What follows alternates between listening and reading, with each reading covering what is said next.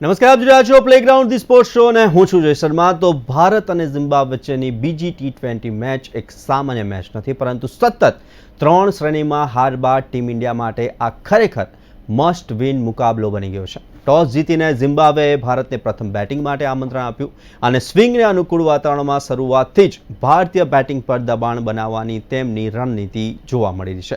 તો બીજી તરફ ટીમ ઇન્ડિયા માટે વ્યક્તિગત પ્રદર્શન કરતાં એક યુનિટ તરીકે રમવું અને શ્રેણી જીતવાની દિશામાં નિર્ણાયક પગલું ભરવું સૌથી મોટો પડકાર છે. હવે નજર રહેશે કે શુભમન ગિલની આગેવાનીમાં ભારત આ દબાણને કેવી રીતે સંભાળે છે અને શ્રેણી પોતાના નામે કરવામાં સફળ થાય છે કે નહીં તે વિશે કરીશું ચર્ચા. અને આ ચર્ચા કરવા માટે આપણી સાથે સ્ટુડિયોમાં ઉપસ્થિત છે સ્પોર્ટ્સ એક્સપર્ટ અશોક મિસ્ત્રી. અશોકભાઈ, આપનું સ્વાગત છે. Thank you so much. Ashokbhai, કારમી હાર, 2 T20, 1 વન ડે અને હવે આ ચોથી મેચ તે વિશે ચર્ચા કરીએ તે પહેલા જોઈએ એક રિપોર્ટ. ભારત અને ઝિમ્બાબ્વે વચ્ચેની બીજી T20 સામાન્ય રીતે કોઈ ખાસ મહત્વ ના ધરાવતી હોય પણ આજે ધરાવે છે. ભારત આયર્લેન્ડ સામે T20 શ્રેણી તથા ઇંગ્લેન્ડ સામે T20 અને વન ડે શ્રેણીમાં કારમી હારનો સામનો કર્યો છે. સતત 3 શ્રેણી ભારત હાર્યું છે, એટલે ઝિમ્બાબ્વે સામેની આજની મેચ જીતવી ભારત માટે મસ્ટ વિન મેચ છે. તો વૈભવ કેટલા રન કરે છે, યા તો શ્રેયસ આયર કેવું પ્રદર્શન કરે છે, તેવા વ્યક્તિગત હિસાબ કિતાબ બાજુમાં રાખીને એક ટીમ તરીકે રમીને જીત મેળવીને શ્રેણી જીતવી પડશે. કોચ લક્ષ્મણ પણ એ જ ઈચ્છતા હશે કે ભારત આ મેચ જીતીને શ્રેણી પોતાના નામે કરી લે. છેલ્લી મેચ સુધી રાહ જોવામાં ઇંગ્લેન્ડની જેમ ઝિમ્બાબ્વે પણ બાજી મારી જાય તેવી ટીમ છે. ઝિમ્બાબ્વેના કેપ્ટન સિકંદર રઝાએ ટોસ જીત્યો, ભારતને બેટિંગ માટે આમંત્રણ આપ્યું. સ્વાભાવિક રીતે જ શરૂઆતની 1-2 વિકેટ લઈને ભારતે ભીંસમાં લેવાનો પેતરો હોઈ શકે છે. ગત મેચમાં અશોક શર્માને આ વખતે પડતો મૂકીને તેના સ્થાને બીજા બોલર એટલે કે યશ ઠાકુરને ટીમમાં રમવાની પ્રથમ તક મળી છે. તો ગત મેચમાં ટીમે જીત પણ મેળવી હતી. આજે જોવાનું રહેશે કે ભારત કેવું પ્રદર્શન કરે છે. તો સિકંદર રઝાએ ટોસ વખતે જણાવ્યું કે વિન્ટર જેવું વાતાવરણ છે, એટલે પોતાના બોલર્સના સ્વિંગનો પોતાની તરફેણમાં ઉપયોગ કરવા માંગે છે. તો ભારત પાસે ટોચના 7 ખેલાડીઓમાં માત્ર શ્રેયસ આયર જમણા હાથનો ખેલાડી છે, બાકી બધા લેફ્ટ હેન્ડર છે. તો સ્વિંગમાં વધારે ફેરફાર ઝિમ્બાબ્વેને કરવો નહીં પડે. તો સુભાઈ, ચર્ચાની શરૂઆત કરીએ તો ભારતની આયર્લેન્ડ અને ઇંગ્લેન્ડ સામેની તમામ શ્રેણીમાં હાર્યા બાદ ઝિમ્બાબ્વે જેવી નબળી ટીમ જોડીને શ્રેણી કેટલી મહત્વની છે? ભારત માટે આજની મેચ મસ્ટ વિન બની ગઈ છે, શું કહેશો? નહીં, આપણે એને થોડીક અલગ રીતે જોઈએ તો અત્યારે ભારત સારી સ્થિતિમાં છે. 3 વિકેટો એની ગઈ છે પણ રન સારા બન્યા છે. તમે જે કહ્યું એ બહુ અત્યારે એટલા માટે છે કે શ્રેયસ આયરની કેપ્ટનશીપમાં 2 T20ની શ્રેણી અને શુભમન ગિલની કેપ્ટનશીપમાં 1 વન ડેની શ્રેણી. આ રીતે ભારતની હાર ત્રણેય શ્રેણીમાં જ્યારે થાય, ભલે અહીં આગળ શુભમન ગિલ કેપ્ટન છે તો શ્રેયસ આયર વાઇસ કેપ્ટન છે, they are not very far off. એટલે કહેવાનું તાત્પર્ય છે કે સતત 3 શ્રેણીઓ જ્યારે ભારત જેવી નંબર 1 ટીમ, બંનેમાં નંબર 1 T20 અને વન ડે, એ T20 અને વન ડેમાં નંબર 1 હોવા છતાંય ભારતની ટીમ સતત હારે તો બહુ જ મોટો કન્સર્ન હતો. અને આજે જે પર્ટિક્યુલર મેચ છે એ મેચનું મહત્ત્વ એટલા માટે વધારે છે કે ભારતે હવે રાહ જોવાની જરૂર નથી. ભારત એવું ના વિચારી શકે કે છેલ્લી મેચમાં આપણે જોઈશું. અહીંયા આ જ મેચમાં પૂરું કરવું પડે. આ જ મેચમાં ભારતે જીતીને શ્રેણી જીતી લેવી પડે. I mean that is what exactly the importance of this particular શ્રેણી. આ પર્ટિક્યુલર મેચ અને આ પર્ટિક્યુલર શ્રેણીનું મહત્ત્વ આ મેચમાં જેટલું છે એટલું કદાચ ત્રીજી મેચમાં એનું મહત્ત્વ નહીં હોય. તમે બેટિંગ જોઈ લો, બોલિંગ જોઈ લો, ફિલ્ડિંગ જોઈ લો, દરેકે દરેક જગ્યાએ ભારત પાસે ખમતીધર બેટર્સ છે, સારા બેટર્સ છે. અનફોર્ચ્યુનેટ પાર્ટ એ છે કે શરૂઆતના તબક્કામાં તમારો અભિષેક શર્મા અને તમારો વૈભવ સૂર્યવંશી, આ બંનેની વિકેટો જલ્દી પડવાને કારણે ટીમ દબાણમાં આવે છે. એટલે ક્યાંક એ સિવાય પણ તમે જુઓ તો we have got enough and good batting lineup. તો આજે બીજી T20 ભારતે જીતવી પડે, મસ્ટ વિન મેચ એટલા માટે કહું છું કે આપણે કદાચ છેલ્લી મેચ જીતી જઈએ. આ પર્ટિક્યુલર મેચ આપણે ધારો કે હાર્યા ને છેલ્લી મેચ આપણે જીતી, પણ ત્યાં સુધી નહીં રાહ જોવાય. આમ જ પતાવવું પડશે. આમ જ તમારે પહેલાં શ્રેણી જીતી લો, પછી તમે જે કોઈ પ્રયોગો કરવા છે, જે રીતે તમારે રમવું છે, એ ત્રીજી મેચમાં તમે રમો. ભારતમાં તમે વિચાર કરો કે કોચ બદલાયા, ગંભીરની જગ્યાએ લક્ષ્મણ આવ્યા, એક વાતાવરણમાં થોડો ફેર પડ્યો, પોઝિટિવ એટમોસ્ફિયર થોડું સર્જાયું, અને જે રીતે પ્રદર્શન થવા લાગ્યું છે ક્યાંક એવી વાઇબ્સ આવે છે કે હા ભાઈ, we are good and on the good path, right. આપણા બેટ્સમેનો સારું રમે છે, બોલર્સ સારું કરી રહ્યા છે. તો એ તબક્કામાં જ્યારે તમારો વિન્ડ ચાલતો હોય, તમારો પવન ફૂંકાતો હોય, તે જ વખતે તમારે એ દિશામાં દોડી નાખો તમે, તો you get a better success. તો હું માનું છું કે આજની મેચ જીતવામાં, ભારત ઘણી મેચો જીત્યું છે અને ઘણી શ્રેણીઓ જીત્યું છે. અહીંયા ખાટલે મોટી ખોડી રહી કે આપણે આયર્લેન્ડ સામે હારી ગયા. ત્યારે લોકોના ભાવ ઊંચા થયા કે યાર આયર્લેન્ડ સામે આપણે કેવી રીતે હારી શકીએ. પછી ઇંગ્લેન્ડ સામે હાર્યા, પછી વન ડે શ્રેણીમાં હાર્યા. એટલે આ જે સતત એક નેગેટિવિટી ઊભી થઈ છે, એ નેગેટિવિટીને આ પર્ટિક્યુલર મેચમાં જીતીને, શ્રેણી જીતીને એ નેગેટિવિટીને દૂર કરવાની છે.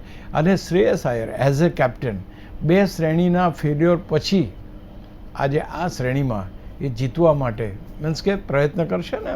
મોટાભાગે જે પરિસ્થિતિ અત્યારે છે, we will be definitely through to the, અને આ શ્રેણી આપણે જીતી જઈએ એવી શક્યતા ઊભી થયેલી છે. યસ.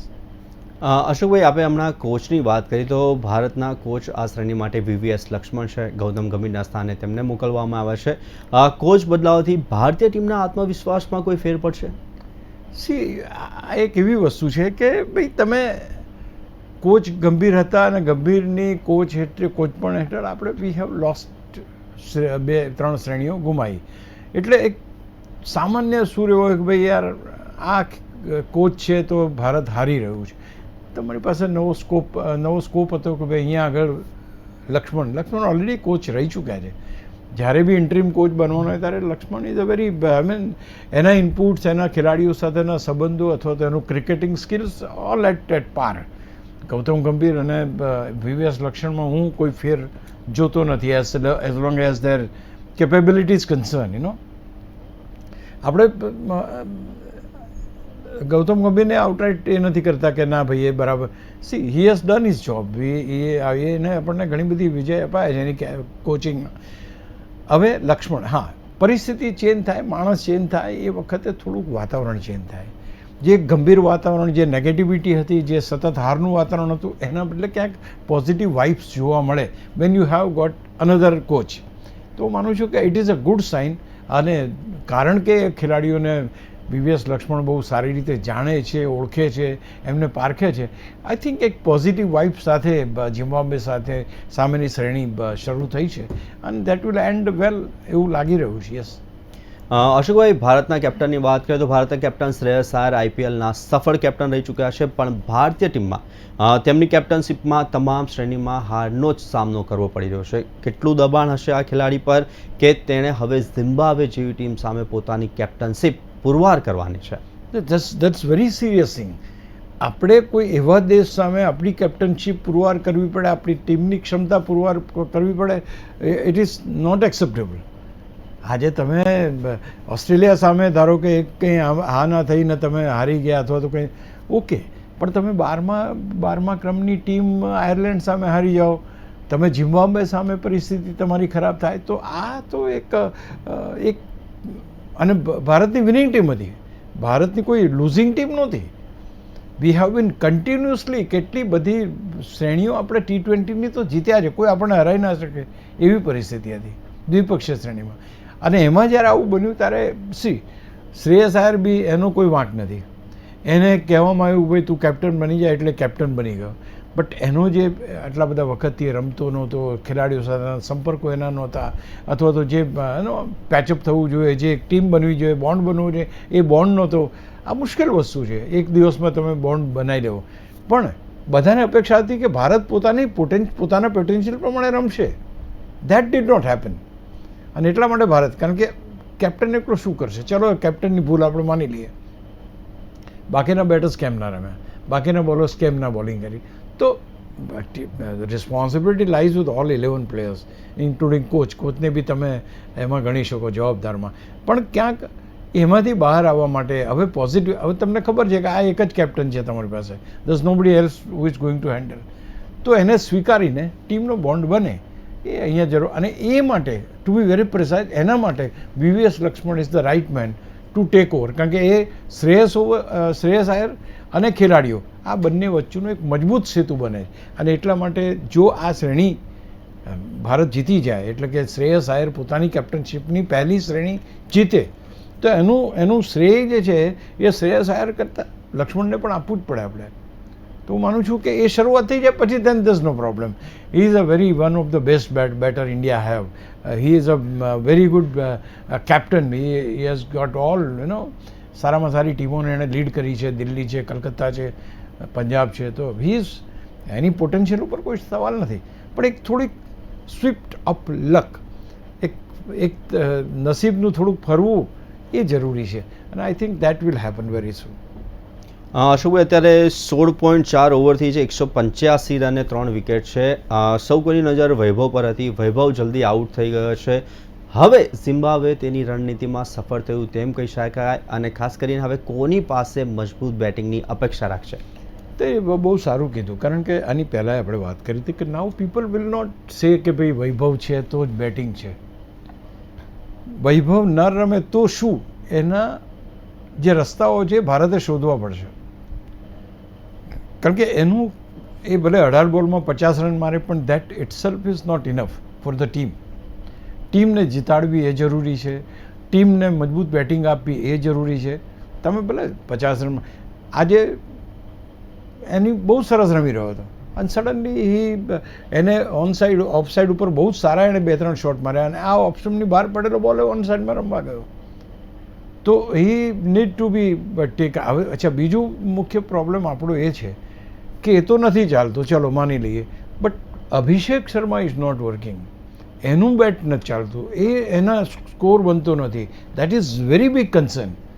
હું વૈભવ સૂર્યવંશીને આપણે બાજુમાં મૂકીએ તો અભિષેકનું શું? એ વર્લ્ડ કપની અંદર જો હી ગોટ ફેલ્ડ, ત્યાર પછીની બધી ઇનિંગ્સમાં લગભગ 2, 5, 10 રનમાં આઉટ થઈ જાય. અને તમે જે કહ્યું એ બિલકુલ સાચી વાત છે કે શરૂઆતના જે બોલ સ્વિંગ થતા હતા, અથવા તો જે મદદ મળતી હતી એ મદદ એમણે લઈ લીધી અને 2 ખેલાડીઓને આઉટ કરી દીધા ઝડપી. તો અહીંયા શું થયું, રણનીતિ એમને 2 માટે બનાવી, અને હવે રમ્યા બીજા, ત્રીજા, ચોથા, પાંચમા. તો અત્યારે શ્રેયસ આયર રમીને આઉટ થયા, 25 રન એમણે માર્યા. Ishan Kishan is playing very well, his already had his half century. અને ટીમની અંદર જુઓ તો તમારે સાહેબ શ્રેયસ, તિલક વર્મા, રિંકુ, શિવમ, રવિ, અરે ભાઈ અઢળક બેટર્સ છે, અને એક ચાલવા જોઈએ.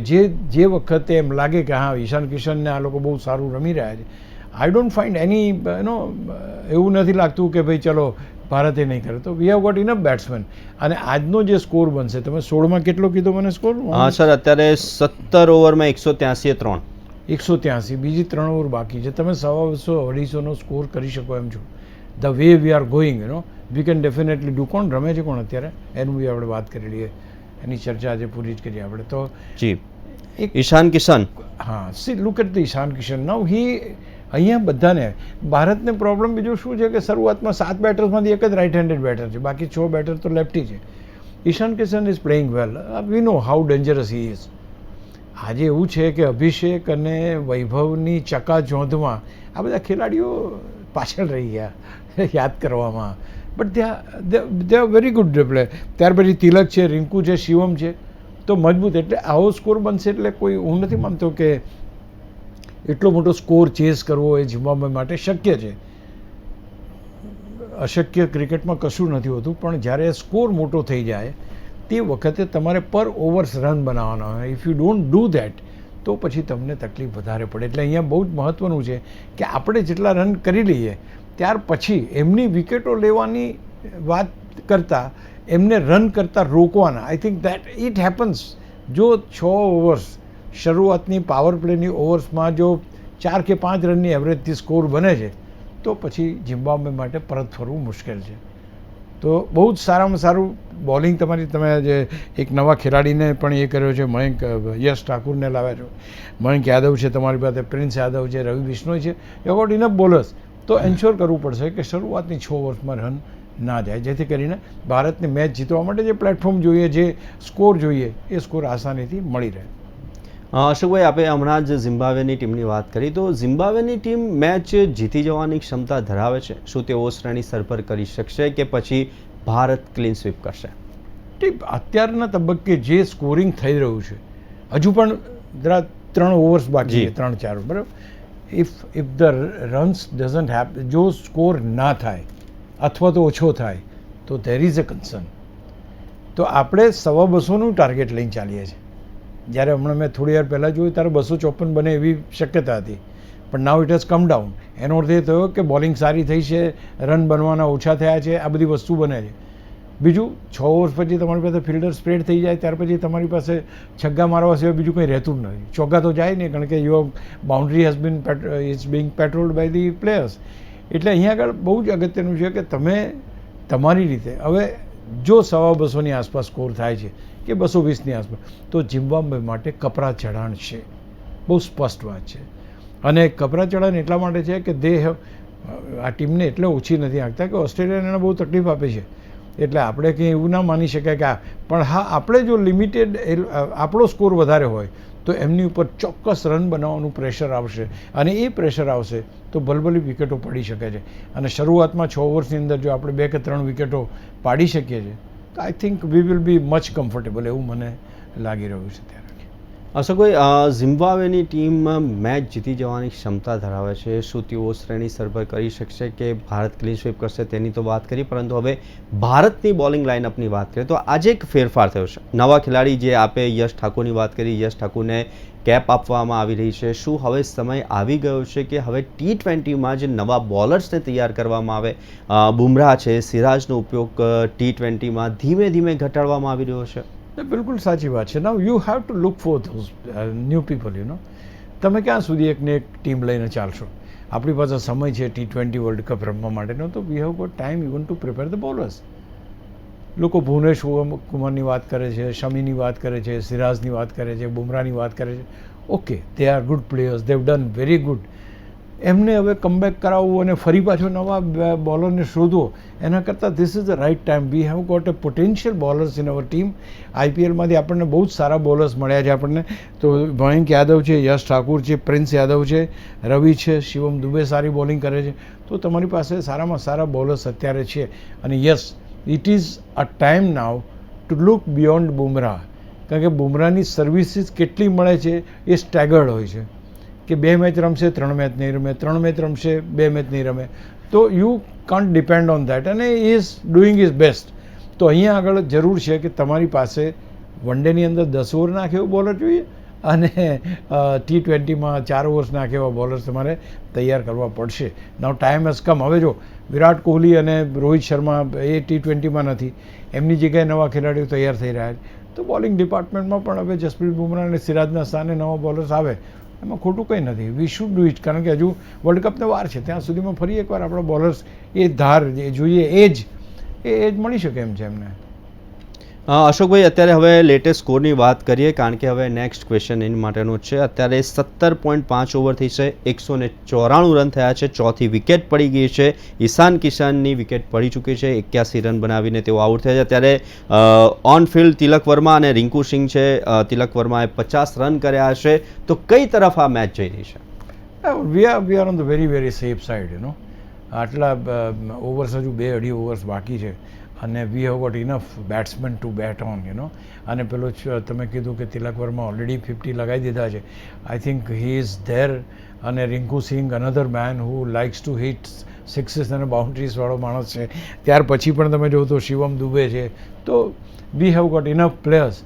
હવે બીજા 25 રન અહીંથી વધે છે તો ઝિમ્બાબ્વે પાસે પરત ફરવું, મેચ જીતવી, મેચમાં પાછું આવવું, એ રન રેટ ચેસ કરવો, એ પણ ભારતની બોલિંગ સામે મુશ્કેલ થઈ જાય છે. તો ક્યાંક 250ની આસપાસ જો સ્કોર થઈ જાય છે, 220ની આસપાસ, તો we are on a safer side to 80%. 80% આપણે મેચ જીતી જઈશું એવી અપેક્ષા ચોક્કસ કરી શકાય. ક્રિકેટ છે, કશું કહેવાય નહીં, પણ તે છતાંય જે પ્રકારની બોલિંગ આપણી પાસે છે, we have introduce some new bowlers, એ લોકો પણ પરફોર્મ કરશે. એટલે we are on a driver seat. અત્યારે આપણે સારી સ્થિતિમાં છીએ એમ ચોક્કસ કહી શકાય. તો છેલ્લે 2 T20 અને એક ODI ની શ્રેણી આપણે હાર્યા છે અને ચોથી શ્રેણીની અંદર અત્યારે આપણે સારું એવું પ્રદર્શન કરી રહ્યા છે. એક જ આશ છે, શ્રેણી જીતો ભારત. અને આ ડિસ્કશન કરવા માટે અશોકભાઈ અમારી સાથે જોડાયા તે બદલ ખૂબ ખૂબ આભાર. Thank you. તો આવી જ રીતના દરેક સ્પોર્ટ્સ ઇવેન્ટ્સના પ્રિવ્યૂ, રિવ્યૂ, એનાલિસિસ અને ડિસ્કશન માટે જોતા રહો પ્લેગ્રાઉન્ડ ધી સ્પોર્ટ્સ શો. નમસ્કાર.